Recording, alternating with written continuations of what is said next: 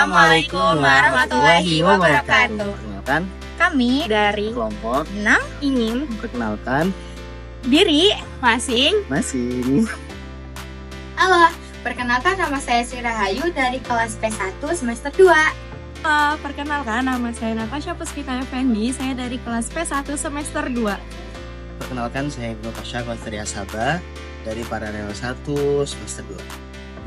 Kemudian di sini kita akan menjelaskan sedikit pengertian tentang Persatuan Indonesia.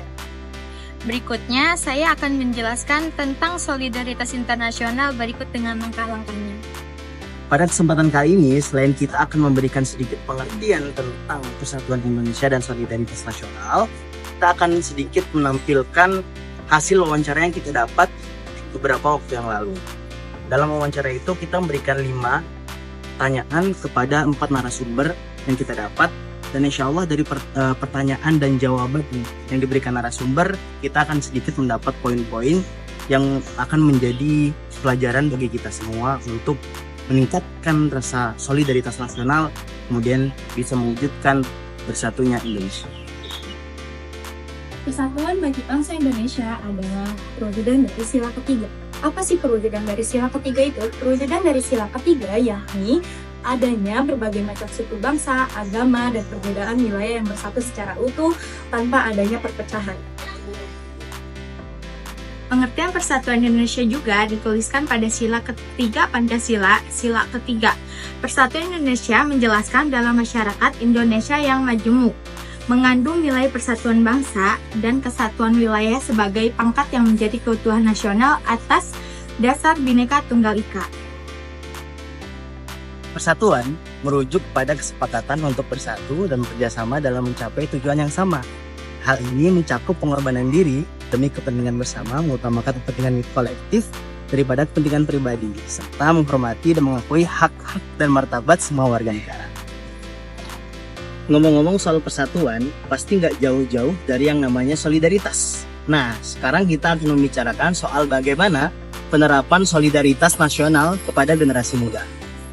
Di tengah gemuruh zaman modern ini, yang terus berubah dan serba cepat, penting bagi kita untuk tidak hanya hidup berdampingan, tetapi juga hidup bersama sebagai satu bangsa yang kuat dan bersatu. Generasi muda adalah tonggak masa depan kita dan membangun solidaritas nasional.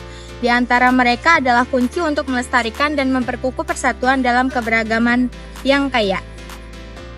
Namun, bagaimana kita bisa mengajak mereka terlibat secara aktif dalam perjuangan ini? Mari kita telusuri bersama langkah-langkah yang bisa kita ambil untuk menginspirasi mereka menjadi agen perubahan yang membangun solidaritas nasional yang kokoh dan berdaya. Teman-teman semua, jadi sebelum kelompok kami menyampaikan beberapa langkah-langkah dan solusi untuk menginspirasi anak-anak muda sekarang menjadi agen perubahan yang menjunjung tinggi solidaritas nasional, kemudian bisa mewujudkan persatuan Indonesia tersebut, maka kita akan sedikit menampilkan beberapa opini pribadi masyarakat Indonesia perihal persatuan dan solidaritas nasional pada saat ini.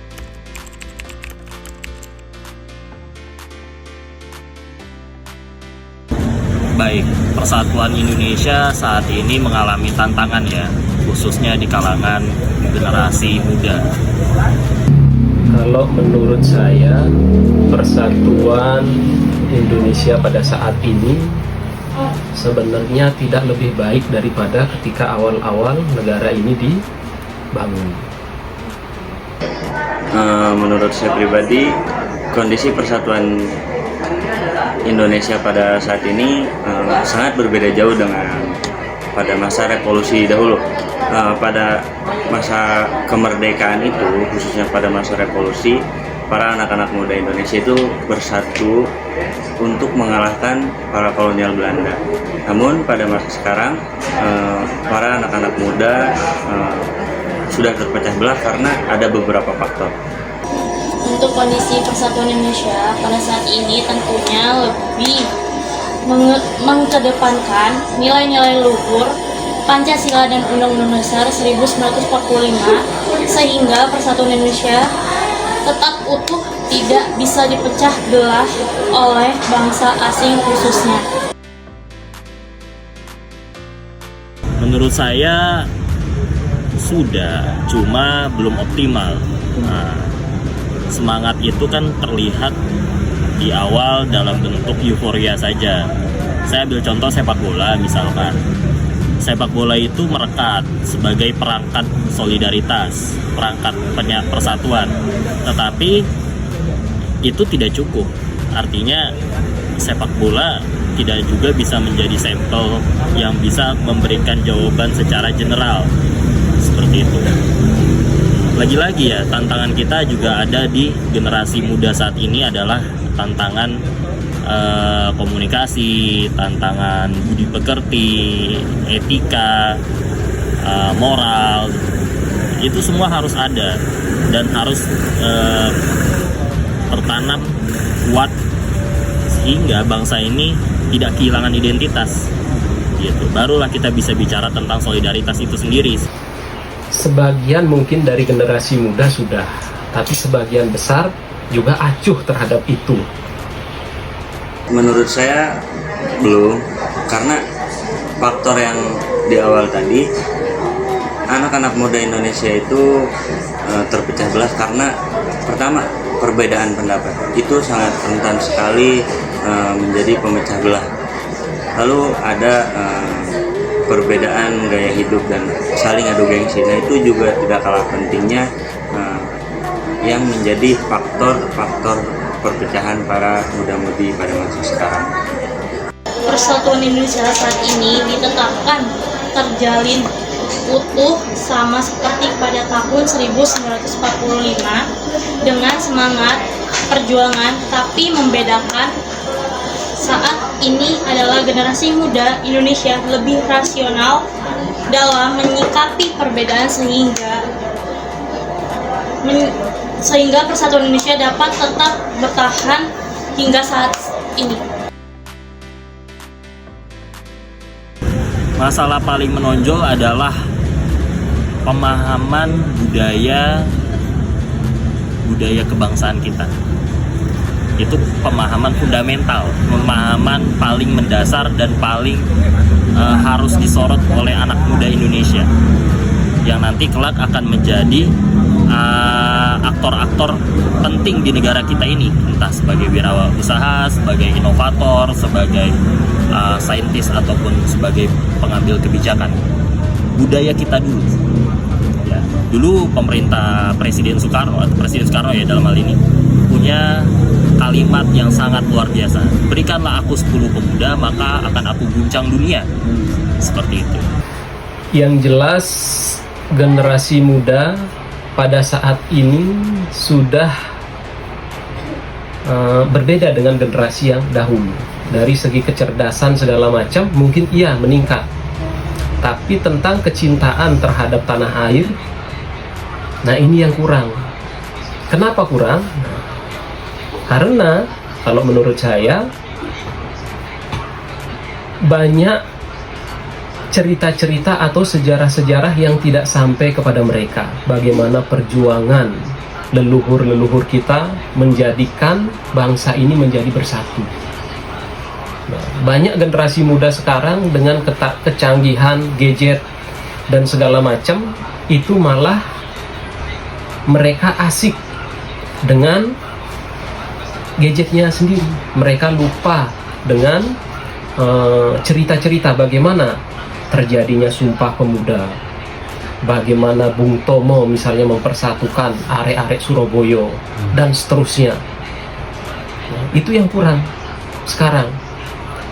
Kadang-kadang zaman sekarang kita duduk bersama-sama dengan sesama generasi muda itu tidak saling tegur sapa karena asik dengan HP masing-masing. Itu salah satu tantangan terberat. Permasalahan yang paling menonjol pada masa sekarang menurut saya yaitu ada dua. Pertama, perbedaan pendapat. Lalu yang walaupun perbedaan pendapat itu hanya hal kecil, namun pada masa sekarang itu lebih ke dibesar-besarkan. Pertama. Lalu yang kedua yaitu berbeda gaya dan saling adu gengsi. Itu dua faktor masalah utama yang menjadi pemecah belah kondisi muda-mudi Indonesia pada saat ini.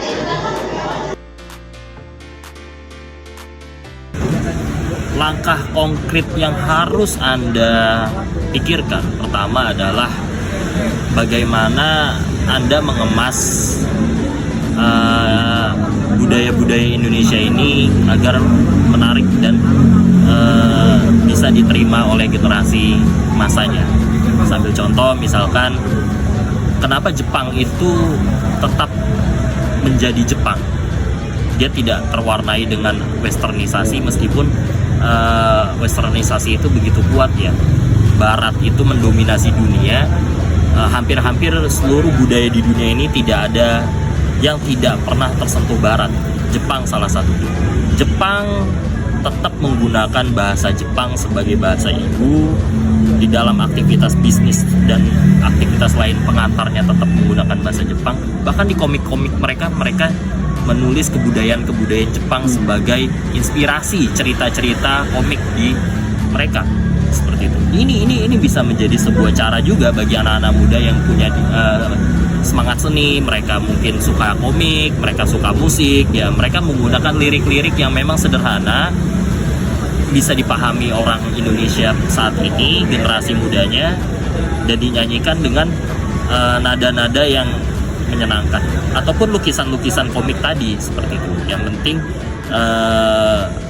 mereka tidak kehilangan identitasnya sebagai orang Indonesia, seperti Jepang, seperti Cina dan lain-lain. Jadi kunci solidaritas itu tadi tuh, solusinya adalah menjadikan Indonesia itu menjadi bagian dari hidup. Solusi konkret yang bisa dilakukan, satu adalah harus ada kebijakan dari pemerintah tentang pentingnya solidaritas kaum muda untuk persatuan Indonesia ini. Jadi pemerintah harus bikin satu kebijakan yang memang dijalankan oleh seluruh, misalnya di bidang pendidikan. Jadi mulai dari tingkat SD, SMP, SMA, bahkan perguruan tinggi, itu harus ada satu kebijakan yang harus memang benar-benar dijalankan oleh lembaga-lembaga ini tentang pentingnya solidaritas. Itu harus ada. Karena sekarang kurikulum yang dilakukan sekarang itu adalah kurikulum merdeka. Dengan kurikulum merdeka itu kadang-kadang bisa saja antara satu daerah dengan daerah yang lain itu berbeda, karena disesuaikan dengan kearifan lokal. Nah itu sebenarnya bagus, tapi tetap harus ada kebijakan yang mengikat seluruh sekolah ataupun lembaga pendidikan yang memang harus dijalankan oleh kebijakannya harus dijalankan oleh lembaga-lembaga tersebut. Jangan sampai memang contoh kayak di daerah di Bali, dia bikin SMI Al Hidayah misalnya, Eko itu wisata misalnya kan, jadi disesuaikan. Nah tentang solidaritas ini harus benar-benar ditekankan, karena tantangan ke depan itu sangat luar biasa. Gitu. Untuk meningkatkan rasa solidaritas di anak-anak muda, yaitu salah satunya melalui pendidikan. Jadi si anak-anak itu ditanamkan rasa solidaritas yang tinggi dari sejak usia SD, karena sudah jelas di dalam Pancasila kita yang ketiga itu persatuan Indonesia. Maka dari itu kita harus mengajarkan bahwa pentingnya persatuan baik dari kalangan yang tua, baik dari kalangan yang muda, bahwasanya kita itu satu Indonesia, maka kita harus bersatu untuk mempertahankan negara Indonesia dan memperjuangkan nama baik negara Indonesia. Pesan saya kepada generasi muda agar menjaga solidaritas nasional pertama adalah kurangi konflik-konflik yang tidak produktif, tidak konstruktif ya begitu. Ada tadi di TikTok banyak gitu generasi emas itu kemudian malah menjadi generasi sampah gitu. Ya, banyak menimbulkan masalah di sana sini dan akhirnya justru negara menjadi terancam bubar gitu. Jangan sampai ada cerita kayak gitu. Jadi semangat, solid dan bangun kerjasama yang baik sehingga Indonesia ini bukan sekedar nama tapi memang nyata negara ini bisa memberikan perubahan di dunia. Ya, pesan kepada generasi muda salah satunya adalah jangan lupakan sejarah.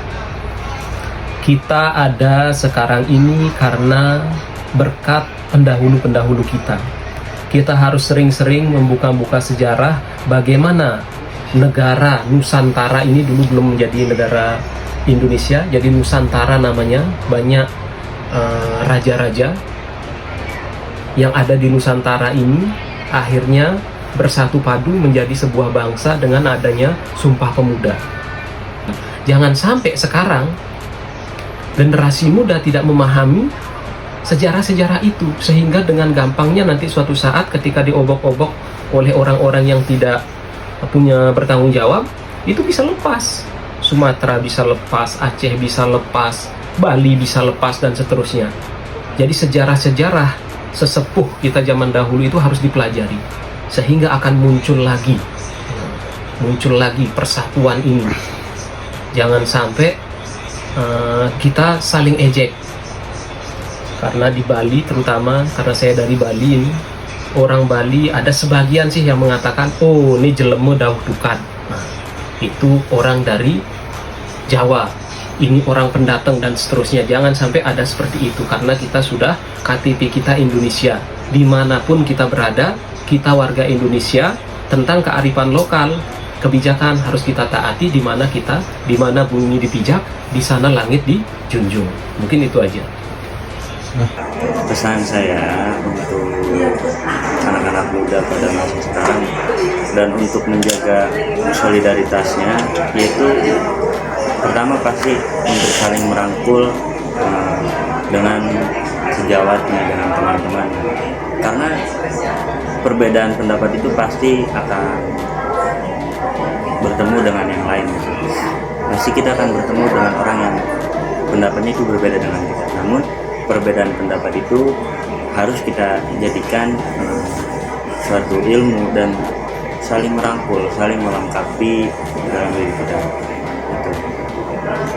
Gunakan media sosial dengan bijak dan berpikir positif dalam menyikapi isu-isu yang berkembang saat ini, sehingga generasi muda dapat mewujudkan solidaritas nasional dengan menjunjung tinggi nilai-nilai nasionalisme. Nah, itu dia video dari wawancara yang kita lakukan beberapa waktu yang lalu. Dalam wawancara itu kita memberikan 5 pertanyaan terkait persatuan dan solidaritas nasional kepada 4 narasumber yang kita dapat. Nah, dari narasumber itu kita mencari 3 status sosial. Yang pertama adalah orang tua atau tokoh ya yang ada di sebuah desa. Kemudian kita mencari seorang pemuda aktivis yang aktif dalam organisasi. Kemudian yang ketiga kita mencari mahasiswa. Nah, alhamdulillah dalam wawancara kami menemukan itu. Dan semoga dari jawaban-jawaban mereka kita bisa mengambil pelajaran dan manfaat untuk menginspirasi anak-anak muda sekarang guna meningkatkan nilai solidaritas itu, sehingga terwujudnya persatuan Indonesia. Berikutnya kita akan melanjutkan penyampaian kita terkait langkah-langkah dan solusi apa yang bisa kita ambil untuk membangun dan menginspirasi anak-anak muda sekarang menjadi agen perubahan, sehingga nilai-nilai solidaritas itu kembali meningkat dan terwujudnya persatuan Indonesia pada saat ini.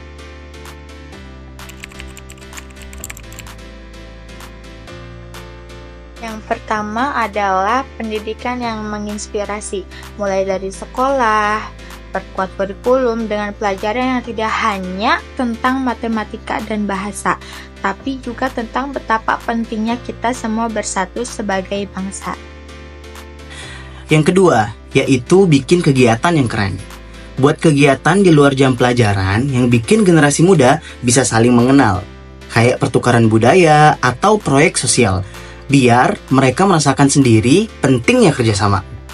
Yang ketiga, media sosial sahabat, bukan musuh. Gunakan sosmed bukan cuma buat selfie, tapi juga untuk sebarkan pesan tentang kebersamaan dan kekompakan. Jangan sampai jadi tempat caci maki yang gak ada ujungnya. Yang keempat adalah Generasi beda tapi satu. Gali pengetahuan dari orang-orang tua biar generasi muda tahu cerita sejarah dan nilai-nilai budaya yang selama ini diwariskan. Ini kan supaya mereka paham betapa berharga sejarah dan budaya kita.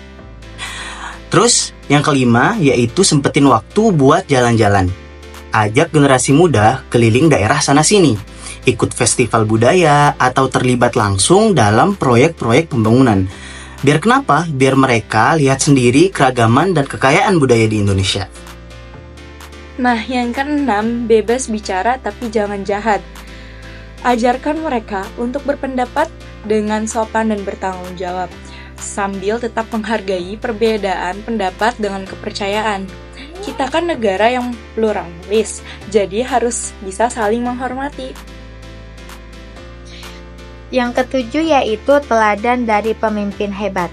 Kenalin tokoh-tokoh inspiratif dari dalam negeri yang punya pengaruh besar dan mempersatukan bangsa. Mereka bisa jadi contoh bagaimana membangun solidaritas dan persatuan. Yang kedelapan, apresiasi yang berfaedah. Kasih penghargaan buat yang udah berbuat positif untuk memperkuat persatuan, supaya mereka merasa dihargai dan semangat terus untuk bikin perubahan positif. Dengan pendidikan yang menginspirasi, dengan kegiatan seru dan pemanfaatan media sosial yang bijak, kita bisa bikin generasi muda jadi agen perubahan yang benar-benar bisa membangun solidaritas nasional yang kuat dan inklusif. Terima kasih. Mungkin hanya ini yang dapat kami sampaikan. Semoga bermanfaat. Kurang lebihnya mohon maaf apabila ada kekurangan dan kesalahan. Wassalamualaikum warahmatullahi wabarakatuh.